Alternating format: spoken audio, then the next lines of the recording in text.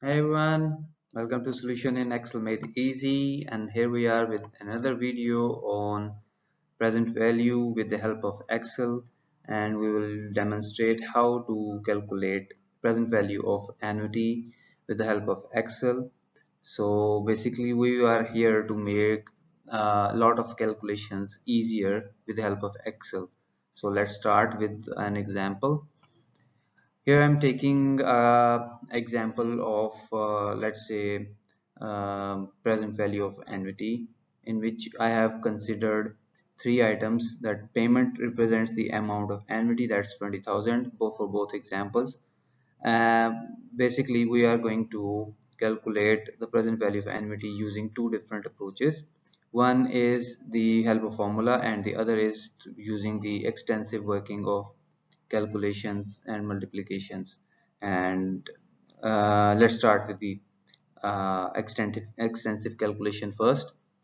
As you can see, the formula for calculating present value is interest factor is multiplied with the payment to get the present value. So first we will narrate the formula for present value interest factor, that is 1 plus interest rate.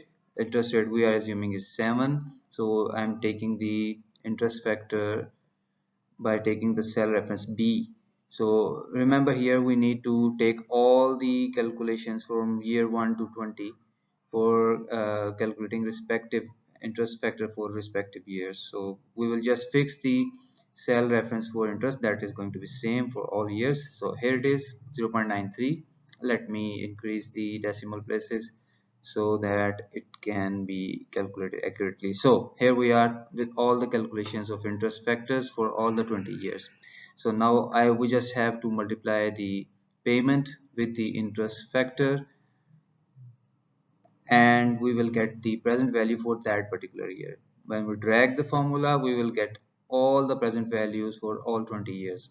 Now we just add them using a formula of sum, give them the range, and here we go.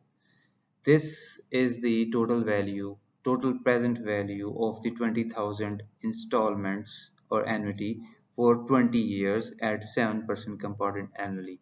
So with the help of simple formula of present value in Excel, we can skip this all load of working and just give the formula its references.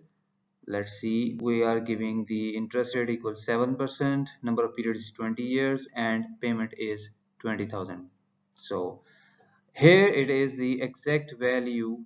It's just showing the in other denomination, in other currency low. So I have corrected it.